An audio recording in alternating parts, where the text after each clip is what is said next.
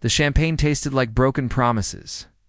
Haley Lancaster stood at the edge of the charity gala, her brother's hand gripping her elbow like a warning. The Rosewood Elite Ballroom glittered with crystal and ambition, a cage dressed in diamonds. "Stay close," Ryan whispered, his jaw tight. "The Caldwells are here." She didn't care about the Caldwells. She never had. But Ryan's hatred ran deep, a wound passed down like an inheritance she never wanted. The crowd parted. That's when she saw him. Ethan Caldwell moved through the room like winter itself, sharp and cold and impossibly magnetic. His blue eyes swept the space with calculated disinterest until they landed on her. Time fractured, their gazes locked across the champagne-soaked distance. And something unspoken shifted in the air between them. Heat, recognition, danger. Ryan's grip tightened. "Don't even look at him." But she couldn't stop. Ethan began walking toward them, his expression unreadable. The room seemed to hold its breath. When he stopped 3 feet away, the tension crackled like electricity before a storm. "Ryan," Ethan said, his voice smooth and lethal. "Caldwell." Ryan's tone could cut glass. Ethan's eyes drifted to Haley. "And you are?" "Leaving," Ryan interrupted, pulling her back. But Haley stepped forward, her heart hammering against her ribs. "Haley. Haley Lancaster." Something flickered in Ethan's expression. Surprise? Maybe? Recognition of something neither of them understood. Yet, "Dance with me," he said. The words hung in the air like a grenade with the pin. Pulled. Ryan's face went white with rage. "Absolutely not." Ethan extended his hand anyway, his gaze never leaving hers. "I'm not asking him." Haley's breath caught. Every instinct screamed, this was forbidden, reckless, impossible. She took his hand, the moment their skin touched. The world tilted. Ryan's furious voice faded into background noise as Ethan pulled her onto the dance floor. His hand settled on her waist, firm and possessive, and suddenly she couldn't breathe. "You know this is insane," she whispered. His lips curved into something darker than a smile. "I know." They moved together like they'd been doing this for years, their bodies finding a rhythm that felt inevitable, dangerous. Right in all the wrong ways. "Why did you say yes?" His breath was warm against her ear. "I don't know." The truth trembled between them. "Why did you ask?" "Because the moment I saw you, I knew you were going to ruin me." Her heart stopped. The music swelled. Over his shoulder, she could see Ryan watching them, his face twisted with betrayal and fury. Ethan's hand tightened on her waist. "Your brother looks like he wants to kill me." "He does. Good." His eyes burned into hers. "Then he knows I'm serious." "About what?" Ethan leaned closer, his voice dropping to something raw and honest. "About not being able to stay away from you." The song ended. The spell should have broken. Instead, Ethan kept holding her, his gaze searching hers like she held answers to questions he hadn't known to ask. Ryan's voice cut through the moment like a blade. "Get your hands off my sister. Now." Ethan released her slowly, deliberately. But before stepping back, he pressed something into her palm. A business card. His personal number written on the back in sharp, confident strokes. "Call me," he murmured, "when you're ready to stop running." He walked away, leaving her standing in the wreckage of everything she thought she knew. Ryan grabbed her arm. "We're leaving. Now." But as he dragged her toward the exit, Haley clutched the card in her fist. Feeling the edges bite into her skin, she didn't look back, but she knew, with terrifying certainty, that she would call. 3 days. That's how long Haley lasted before she called. The coffee shop was neutral territory. It's tucked away in a part of the city where no one would recognize them. Rain hammered against the windows, turning the world outside into watercolor smears. Ethan sat across from her, his expression guarded but his eyes betraying something desperate. "I shouldn't be here," she said, "but you are." The silence stretched between them, heavy with everything unsaid. Haley wrapped her hands around her coffee cup, needing something to hold on to. "Ryan's watching me," she continued. "He knows something happened at the gala. Let him watch." Ethan's voice was rough. I'm not afraid of your brother. You should be. He'll destroy you if he finds out about this. This? Ethan leaned forward, his intensity pinning her in place. What is this, Haley? She couldn't answer. Didn't know how to name the thing growing between them. Wild and dangerous and impossible to ignore. Tell me why you hate my family, she said instead. His jaw tightened. Your brother sabotaged our merger 3 years ago. Cost us $200 million and nearly destroyed my company. Before that, your father tanked a deal that would have saved our development in Phoenix. The Lancaster name means war, Haley. It always has. I'm not the war. Her voice cracked. I'm just collateral damage. Something shifted in his expression, the ice melting to reveal the man beneath. You're not collateral anything. You're the one thing in this entire mess that makes sense. He reached across the table, his fingers finding hers.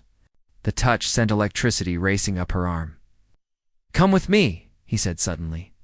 What? Right now. Leave the coffee shop, leave your brother's prison, leave all of it. Come with me, her heart hammered. Where? Anywhere. Everywhere. I don't care, as long as you're there. It was madness. Beautiful, terrifying madness. I can't just run away. Why not? What's keeping you here? A brother who controls every breath you take? A family name that feels like chains? Tears burned her eyes because he saw her. Really saw her in a way no one ever had. If I go with you, Ryan will come after us both. He'll burn everything down. Ethan's grip tightened. Then let him burn it. I'm tired of living in fear of what Lancaster might do. I'm tired of pretending I can stay away from you. Before she could respond, her phone buzzed. A text from Ryan. Where are you? Then another, I know you're with him. Her blood went cold. Ethan, we have to go. Let me handle your brother. You don't understand. He's not just angry. He's dangerous when he feels betrayed. Ethan stood, pulling her up with him. Then we leave. Right now. They ran into the rain, hand in hand, water soaking through their clothes as they raced to his car. Inside, the world felt smaller, more intimate. Their breath fogged the windows as Ethan turned to her. Say you want this, he demanded, his voice raw. Say you want me despite everything. I want you. The confession tore from her throat. God help me. I want you so much it terrifies me. He kissed her then, desperate and claiming, like he was trying to erase every rule that said they couldn't have this. Her hands fisted in his shirt, pulling him closer. And she forgot about Ryan, about consequences, about everything except the way Ethan made her feel alive for the first time in her life. When they finally broke apart, both breathing hard, reality crashed back in.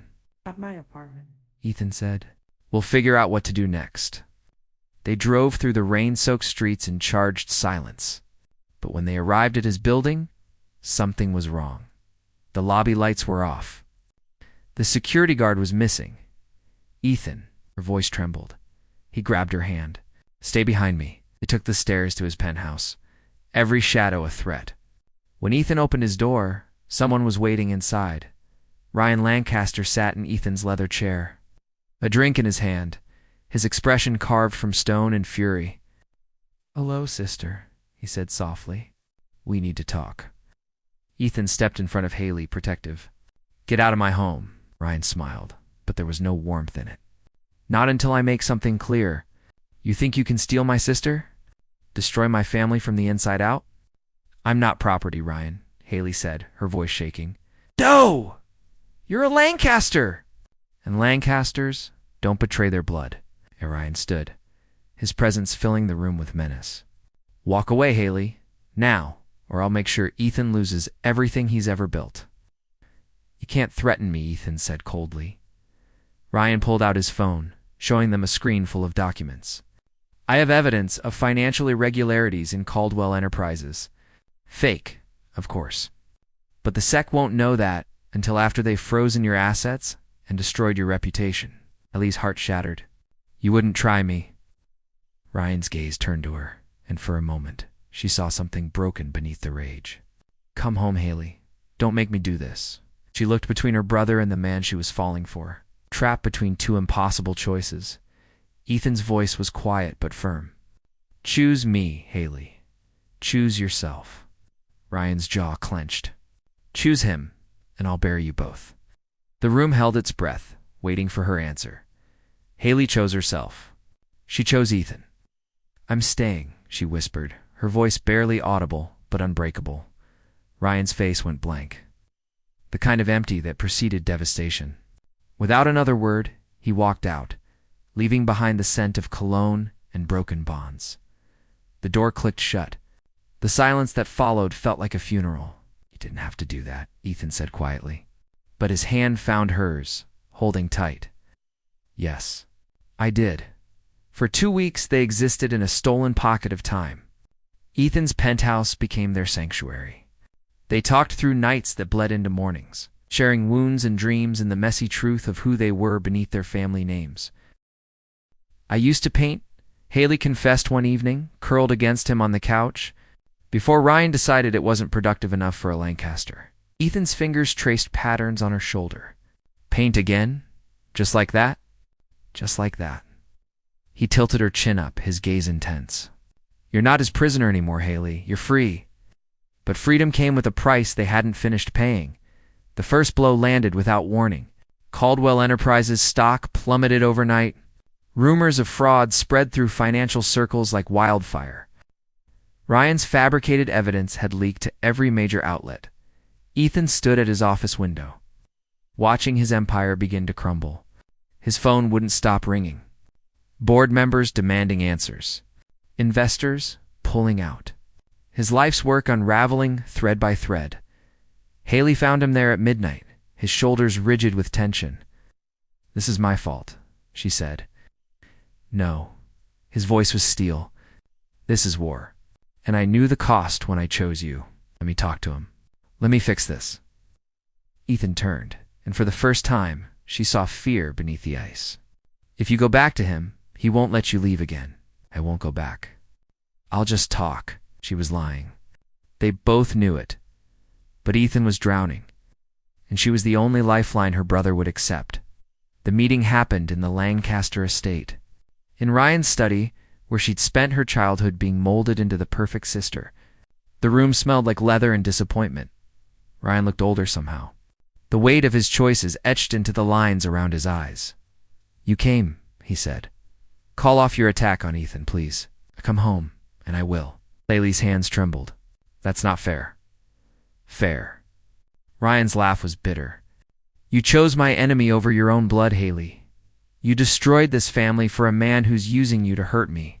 He's not using me, isn't he? Ryan leaned forward. Think about it. The timing. The sudden interest. Ethan Caldwell doesn't do anything without strategy. You're his way of breaking me. The words planted seeds of doubt she didn't want to acknowledge. That's not true. Then why hasn't he proposed to protect you? Why hasn't he made any public declaration? Because he's keeping his options open. When this war ends and he's destroyed me, what do you think happens to you? Stop. I'm your brother Haley. I've protected you your entire life. And I'm telling you, Ethan Caldwell will break your heart. She wanted to leave. Wanted to run back to Ethan and prove Ryan wrong, but Ryan pulled out a folder. Before you go, you should see this. Inside were photographs. Ethan meeting with business associates. Documents detailing merger discussions. In one conversation transcript that made her blood turn to ice, the Lancaster girl is perfect. Ryan will never see me coming if he's too busy protecting her. The words were dated 3 weeks before the gala. Before they'd even met. No, her voice cracked. I'm sorry. And Ryan actually sounded like he meant it. I tried to warn you. Allie's world tilted. Every stolen moment, every whispered confession, every promise suddenly felt staged, calculated. This could be fake, she said desperately. The source is one of his own board members. Someone who thought you deserved the truth. She left the estate in a daze. The folder clutched against her chest like evidence of her own stupidity. When she confronted Ethan that night, he was mixing a drink, unaware that everything was about to shatter. Did you plan this? Her voice was hollow. Did you plan me? He turned, confusion flickering across his face. "What are you talking about?" She threw the folder at him. Papers scattered across the floor like accusations. Ethan's expression changed as he read the transcript. His jaw tightened. "Haley, I can explain so it's true. The betrayal cut deeper than any knife. I was just part of your strategy. No. God, no." He reached for her, but she stepped back. "That conversation happened, but not like that. It's out of context." "Then give me context." He ran a hand through his hair, desperation bleeding through his control. "Before the gala, my team was discussing ways to destabilize Ryan. Someone suggested getting close to you. I shut it down immediately. But the suggestion happened. That's what you're seeing." "How do I know you're not lying right now?" "Because I'm in love with you." The words tore from him, raw and unguarded. "I'm in love with you, Haley, and nothing about that was planned or calculated or strategic. The moment you took my hand at that gala, every plan I'd ever made stopped mattering." Tears streamed down her face. "I don't know what's real anymore. This is real." He closed the distance between them, framing her face with his hands. "My company is falling apart. My reputation is destroyed. I've lost everything except you. If this was strategy, I'd be the worst businessman alive." She wanted to believe him. Desperately wanted to believe that what they had wasn't built on lies. But trust, once broken, was almost impossible to repair. "I need time," she whispered. "How much time?" "I don't know." She left that night, leaving Ethan standing alone in his penthouse. Surrounded by the wreckage of two families and one possible love. What she didn't know was that Ryan's evidence was partially true. Ethan had considered using her, but he'd also fallen in love. And sometimes, truth was more complicated than either betrayal or devotion. It was both. Haley spent 3 days, a hotel room that smelled like bleach and regret, trying to piece together what was truth and what was manipulation. On the 4th day, Ethan's assistant found her. "He didn't send me," Claire said, standing in the doorway with tired eyes. "But you need to know what's happening." Caldwell Enterprises was hemorrhaging. Stock prices in free fall. Investors threatening lawsuits. The SEC investigation moving forward based on Ryan's fabricated evidence. "He's losing everything," Claire continued, "and he won't fight back." "What do you mean?" "Ryan offered him a deal. Drop the relationship with you, issue a public apology, and the evidence disappears. Caldwell Enterprises survives." Claire's voice cracked. Ethan refused. "He said some things matter more than business." The words hit like a physical blow. He's sacrificing his company. "For you." After Claire left, Haley sat in the silence, understanding the weight of what Ethan had chosen. He could save his empire by walking away from her. Instead, he was letting it burn. That's when her phone rang. "Ryan, I heard you left him," her brother said. "Good, come home? Is your offer still on the table?" "The deal you made, Ethan." Silence. "Then why?" "Because I want to make a counteroffer." They met at neutral ground again, but this time, Haley walked in with her shoulders back and her decision made. Ryan studied her across the conference table. "You look different." "I am different." She slid a document across to him. "I'll give you what you want. I'll come home. Cut ties with Ethan completely. Publicly denounce the relationship." Ryan's eyes narrowed. "In exchange for—" "You destroy the evidence against Caldwell Enterprises. You restore his reputation. And you leave him alone forever? Why would you do this?" "I thought you loved him." "I do." Her voice didn't waver. "That's why I'm doing this. He was willing to lose everything for me. Now I'm returning the favor." Something flickered in Ryan's expression. Respect, maybe. Or recognition of his own capacity for sacrifice reflected back at him. "You'll hate me for this," he said quietly. "I already hate what this war has done to all of us." Ryan signed the agreement. Within hours, the evidence vanished. News outlets retracted their stories. The SEC dropped their investigation. Caldwell Enterprises stabilized. Ethan was saved. And Haley went home to her golden cage. 2 weeks passed. Haley moved through the Lancaster estate like a ghost, playing the part of the dutiful sister. Ryan watched her with something that looked like guilt, never spoke of their deal. She didn't contact Ethan, couldn't risk Ryan changing his mind. But at night, alone in her room, she let herself remember the way Ethan's eyes softened when he looked at her, the sound of his laugh, the feeling of being truly seen for the first time in her life. She'd saved him. That had to be enough. Then on a Thursday evening, Ryan knocked on her door. "There's someone here to see you." Her heart stopped. "Who, you're a painter?" Ryan's expression was unreadable. "He's in the garden," Haley ran. Ethan stood beneath the willow tree, hands in his pockets, looking simultaneously out of place and exactly where he belonged. When he saw her, relief and pain warred across his features. "You sacrificed yourself for me," he said, without preamble. "How did you know?" "Your brother told me 2 hours ago. He showed up at my office, explained everything, and said I had one chance to make this right." Haley's breath caught. "Ryan told you?" "Apparently, watching you fade away these past 2 weeks broke something in him." Ethan took a step closer. "He said he'd rather see you happy with his enemy than dead inside with him." Tears blurred her vision. "I don't understand."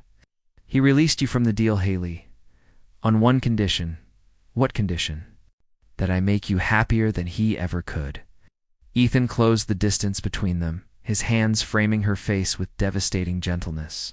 "And I intend to spend the rest of my life doing exactly that," Ethan. His name was a prayer and a question. "I love you. Not because of strategy or revenge or any reason, except that you make me believe in something beyond empires and grudges. You make me believe in us." He pulled out a small box, and her world stopped spinning. "Marry me. Not to end a war.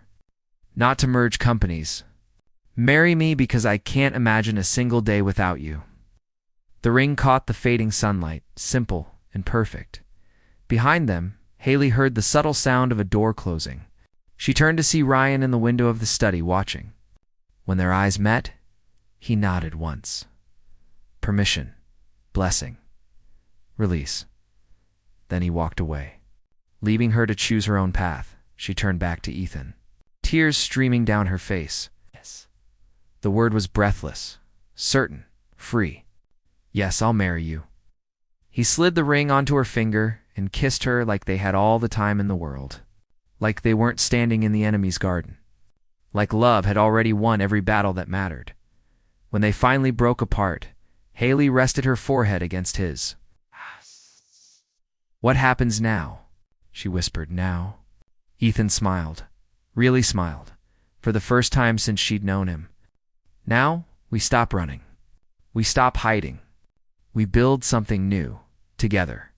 Always together." But as they walked hand in hand toward the future, neither of them saw Ryan watching from the shadows of the study. A glass of whiskey in his hand and something broken in his eyes. He'd given his sister freedom, but the cost of that freedom was the loneliness of knowing he'd chosen revenge over connection for so long that he no longer knew how to live any other way. The war wasn't over. It was just transforming into something none of them fully understood yet. The wedding was small, intimate. Nothing like what either of their families would have demanded, just Haley and Ethan. Claire as a witness and a judge who asked no questions about the decades-long feud they were defying. Ryan didn't attend. Haley had invited him, left a message that went unanswered. She tried not to let it hurt, but it did. "He'll come around," Ethan said that night, watching her stare at her phone. "Give him time. What if he doesn't?" Ethan pulled her close, pressing a kiss to her temple. "Then we'll build our own family, one that doesn't know how to hate." 6 months later, Caldwell Enterprises and Lancaster Group found themselves bidding on the same property. A massive development project that could shift the entire market. The tension in the boardroom was suffocating. Ethan sat across from Ryan for the first time since the wedding, the silence between them sharp enough to draw blood. "Gentlemen," the mediator began, "we have 2 excellent proposals. However, the board has a suggestion." Ryan's jaw tightened. "Which is a joint venture, combining the strengths of both companies, the Lancaster vision with Caldwell execution. It would be unprecedented." Ethan's expression remained neutral, but Haley, watching from the back of the room, saw the flicker of interest. Ryan stood. Absolutely not. This meeting is over, Ryan. Ethan's voice cut through the room. Can we talk? Privately. The room cleared. Haley started to leave, but Ethan caught her hand. Stay. The three of them stood in the empty boardroom, the ghosts of old wounds hovering between them. I'm not asking you to forgive me, Ethan said, or forget what our families did to each other. I'm asking you to stop punishing your sister for choosing happiness. Ryan's mask cracked. You think this is about punishment? What else would you call it? Survival. Oh, Ryan's voice broke. Watching her choose, you felt like losing the only family I had left. Our parents built this empire on blood and sacrifice. And I thought, if I could just hold on to that, hold on to the war, I'd still have purpose. He turned to Haley, and she saw her brother clearly for the first time. Not as the controlling tyrant, but as someone drowning in inherited pain. But watching you disappear those 2 weeks, Ryan's eyes glistened. I realized I'd rather lose the war than lose you, Ryan. Haley crossed to him, taking his hands. You never lost me. I just needed to find myself first. I don't know how to stop fighting, then learn. She squeezed his hands. We both do. Together, Ryan looked at Ethan. I hate you, I know. Hate that you make her happy. I hate that you're good for her. I hate that I have to respect you. Ethan's lips twitched. The feeling is mutual. Something shifted. Not forgiveness, exactly, but the beginning of understanding. The joint venture. Ryan said slowly.